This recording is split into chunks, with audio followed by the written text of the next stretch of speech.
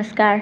ये महाभारत कथा पूरी तरह से वेद व्यास महाभारत के ऊपर आधारित है। यदि आप इसका निरंतर श्रवण करते रहना चाहते हैं तो इस चैनल को सब्सक्राइब ज़रूर कर लें और आगे आने वाली सभी पॉडकास्ट के नोटिफिकेशन के लिए बेल आइकन को भी ज़रूर से प्रेस कर दें। अब हम सुनेंगे ब्रह्मचारी, वानप्रस्थी और सन्यासी के धर्म का वर्णन। ब्रह्मा जी ने कहा, महर्षियों, ब्रह्मचर्य व्रत का पालन करने वाले पुरुष को चाहिए कि वो अपने धर्म में तत्पर रहे, विद्वान बने, संपूर्ण इंद्रियों को अपने अधीन रखे, मुनि व्रत का पालन करे, गुरु का प्रिय और हित करने में लगा रहे, सत्य बोले तथा धर्मपरायण एवं पवित्र रहे, गुरु की आज्ञा लेकर भोजन करे, भोजन के समय अन्न की निंदा न करे, भिक्षा के अन्न को भविष्य मानकर ग्रहण करे, एक स्थान पर रहे, एक आसन से बैठे और नियत समय में भ्रमण करे, पवित्र और एकाग्रचित होकर दोनों समय में अग्नि में हवन करे, सदा बेल या पलाश का दंड लिए रहे, रेशमी अथवा सूती वस्त्र या मृगचर्म धारण करे अथवा ब्राह्मण के लिए सारा वस्त्र गेरुए रंग का होना चाहिए। ब्रह्मचारी मूंज की मेखला पहने, जटा धारण करे, प्रतिदिन स्नान करे, यज्ञ पवित्र पहने, वेद के स्वाध्याय में लगा रहे तथा लोभहीन होकर नियम पूर्वक व्रत का पालन करे। जो ब्रह्मचारी सदा नियम परायण होकर श्रद्धा के साथ शुद्ध जल से सदा देवताओं का तर्पण करता है, उसकी सर्वत्र प्रशंसा होती है। इसी प्रकार आगे बतलाए जाने वाले उत्तम गुणों से युक्त जितेंद्रिय वानप्रस्थी पुरुष भी उत्तम लोकों पर विजय प्राप्त करता है। वो उत्तम स्थान को प्राप्त करके फिर इस संसार में जन्म धारण नहीं करता। वानप्रस्थी मुनि को घर की ममता त्याग कर गांव से बाहर निकलकर वन में निवास करना चाहिए। वो मृगचर्म अथवा वल्कल वस्त्र पहने, प्रातः और सायंकाल के समय स्नान करे, सदा वन में ही रहे, गांव में कभी प्रवेश न करे, अतिथि को आश्रय दे और समय पर उनका सत्कार करे, जंगली फल मूल पत्ता अथवा सावा खाकर जीवन निर्वाह करे, वन के सिवा अन्यत्र की जल वायु तक का सेवन न करे, अपने व्रत के अनुसार सदा सावधान रहकर क्रमशः उपयुक्त वस्तुओं का आहार करे, यदि कोई अतिथि आ जाए तो फल मूल की भिक्षा देकर उसका सत्कार करे, कभी आलस्य न करे, जो कुछ भोजन अपने पास उपस्थित हो उसी में से अतिथि को भिक्षा दे, मौन होकर पहले देवता और अतिथियों को भोजन दे, उसके बाद स्वयं अन्न ग्रहण करे, किसी के साथ लाग डांट न रखे, हल्का भोजन करे, देवताओं का आश्रय ले, इंद्रियों का संयम करे, सबके साथ मित्रता का बर्ताव करे, क्षमाशील बने और दाढ़ी मूछ सिर के बालों को कभी न मुंडाए, सर पर अग्निहोत्र, समय पर वेदों का स्वाध्याय और सत्य धर्म का पालन करे, शरीर को सदा पवित्र रखे, धर्म पालन में कुशलता प्राप्त करे, सदा वन में रहकर चित्त को एकाग्र किए रहे। इस प्रकार उत्तम धर्मों का पालन करने वाला जितेंद्रिय वानप्रस्थी स्वर्ग पर विजय प्राप्त करता है। ब्रह्मचारी, गृहस्थ अथवा वानप्रस्थ कोई भी क्यों न हो, जो मोक्ष पाना चाहता हो उसे उत्तम वृत्ति का आश्रय लेना चाहिए।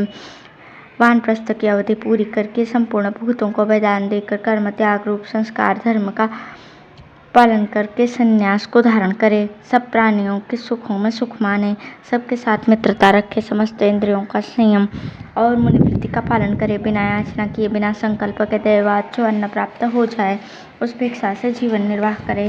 गृहस्थों के यहाँ रसोई घर से जब धुआं निकलना बंद हो जाए, घर के सब लोग खा चुके हों और बर्तन धो मांझ कर रख दिए गए हों, उस समय मोक्ष धर्म के ज्ञाता सन्यासी को भिक्षा लेने की इच्छा करनी चाहिए। भिक्षा मिल जाने पर हर्ष और न मिलने पर विषाद न करे, लोभवश बहुत अधिक भिक्षा का संग्रह न करे, जितने से प्राण यात्रा का निर्वाह हो उतनी ही भिक्षा लेनी चाहिए। सन्यासी जीवन निर्वाह के लिए ही भिक्षा मांगे, उचित समय तक रह उनके मिलने की बाट देखे, चित्त को एकाग्र किए रहे, साधारण लाभ की इच्छा न करे, जहाँ अधिक सम्मान होता हो वहाँ भोजन न करे, मान प्रतिष्ठा के लाभ से सन्यासी को घृणा करनी चाहिए। वो झूठे, तिक्त, कषैले तथा कड़वे अन्न का स्वाद न ले, मधुर रस का भी आस्वादन न करे, केवल जीवन निर्वाह के उद्देश्य से प्राण धारण मात्र के लिए उपयोगी अन्न का आहार करे, दूसरे प्राणियों की जीविका में बाधा पहुंचाए बिना ही यदि भिक्षा मिल जाती हो तभी उसे स्वीकार करे। भिक्षा मांगते समय दिए जाने वाले अन्न के सिवा दूसरा अन्न लेने की कदापि इच्छा न करे। उसे अपने धर्म का प्रदर्शन नहीं करना चाहिए। रजोगुण से रहित होकर निर्जन स्थान में विचरते रहना चाहिए। रात को सोने के लिए सुने घर, जंगल, वृक्ष की जड़, नदी के किनारे अथवा पर्वत की गुफा का आश्रय लेना चाहिए। गांव में एक रात्रि से अधिक नहीं रहना चाहिए, किंतु वर्षा के 4 मास किसी एक स्थान पर रहकर व्यतीत करने चाहिए। जब तक सूर्य का प्रकाश रहे तभी तक सन्यासी के लिए रास्ता चलना उचित है। वो कीड़े की तरह धीरे धीरे समूची पृथ्वी पर विचरता रहे और यात्रा के समय जीवों पर दया करके पृथ्वी को अच्छी तरह देखभाल कर आगे पांव रखे, किसी प्रकार का संग्रह न करे और किसी के स्नेह बंधन में बंध कर कहीं निवास न करे। मोक्ष धर्म के ज्ञाता सन्यासी को उचित है कि सदा पवित्र जल से काम ले, तुरंत निकाले हुए जल से स्नान करे। अहिंसा, ब्रह्मचर्य, सत्य, सरलता, क्रोध का भाव, दोष, दृष्टि का त्याग, इंद्रिय संयम और चुगली न खाना, इन 8 व्रतों का सावधानी के साथ पालन करे। इंद्रियों को वश में रखे। उसका बर्ताव सदा पाप, शठता और कुटिलता से रहित होना चाहिए। जो अन्न अपने आप प्राप्त हो जाए उसको ग्रहण करना चाहिए, किंतु उसके लिए भी मन में इच्छा नहीं रखनी चाहिए। या प्राण यात्रा का निर्वाह करने के लिए जितना अन्न आवश्यक है उतना ही ग्रहण करे। धर्मतः प्राप्त हुए अन्न का ही आहार करे। मनमाना भोजन न करे। खाने के लिए अन्न और शरीर ढकने के लिए वस्त्र के सिवा और किसी वस्तु का संग्रह न करे। भिक्षा भी जितनी एक समय भोजन के लिए आवश्यक हो उतनी ही ग्रहण करे, उससे अधिक नहीं। दूसरों के लिए भिक्षा न मांगे, स्वयं भी किसी को न दे। बिना प्रार्थना के किसी की कोई वस्तु का स्वीकार न करे। किसी अच्छी वस्तु का उपभोग करके फिर उसके लिए ललायत न रहे। मिट्टी, जल, अन्न, पत्र, पुष्प और फल ये वस्तुएं यदि किसी के अधिकार में न हो तो आवश्यकता पड़ने पर सन्यासी इन्हें काम में ला सकता है। वो शिल्प कार्य करके जीविका न चलाए, स्वर्ण की इच्छा न करे, न किसी से द्वेष करे, न किसी को उपदेश दे, सदा निर्विकार रहे, श्रद्धा से प्राप्त हुए पवित्र अन्न का आहार करे, मन में कोई निमित्त न रखे, सबके साथ अमृत के समान मधुर बर्ताव करे, कहीं भी आसक्त न हो और किसी भी प्राणी के साथ परिचय न बढ़ाए। कामना और हिंसा से युक्त कर्म का न स्वयं अनुष्ठान करे और न दूसरों से कराए। सब प्रकार के पदार्थों की आसक्ति का उल्लंघन करके थोड़े में संतुष्ट हो कर सब और विचरता रहे। स्थावर और जंगम सभी प्राणियों के प्रति समान भाव रखे। किसी दूसरे प्राणी को उद्वेग में न डाले और स्वयं भी किसी से उद्विग्न न हो। जो सब प्राणियों का विश्वास पात्र बन जाता है वो सबसे श्रेष्ठ और मोक्ष धर्म का ज्ञाता कहलाता है। सन्यासी को उचित है कि भविष्य के लिए विचार न करे, बीती बात की चिंता छोड़ दे और वर्तमान की भी उपेक्षा कर दे। केवल काल की प्रतीक्षा करता हुआ चित्तवृत्तियों को रोकने का प्रयत्न करे।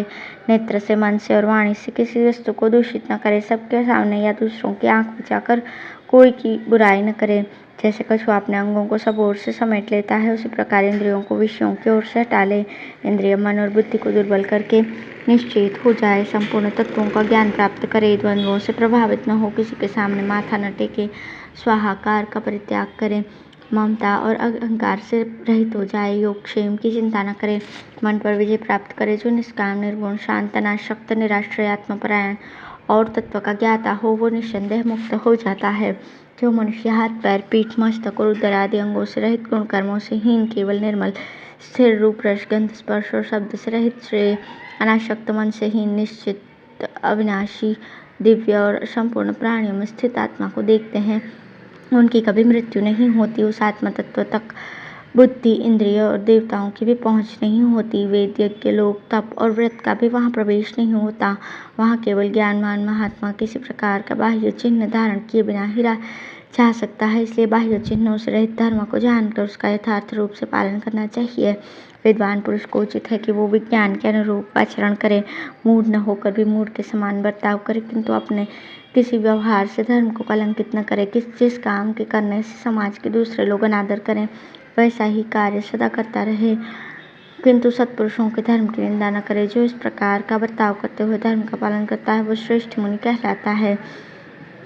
जो मनुष्य, इंद्रिय, उनके विषय, पंच महाभूत, मन, बुद्धि, अहंकार, प्रकृति और पुरुष, इन सब का विचार करके इनके तत्व का यथावत निश्चय कर लेता है तथा एकांत में बैठकर परमात्मा का ध्यान करता है, वो आकाश में विचरने वाले वायु की भांति सब प्रकार की आसक्तियों से छूटकर पंचाकोशों से रहित, निर्भय तथा निराश्रित होकर मुक्त एवं परमात्मा को प्राप्त हो जाता है।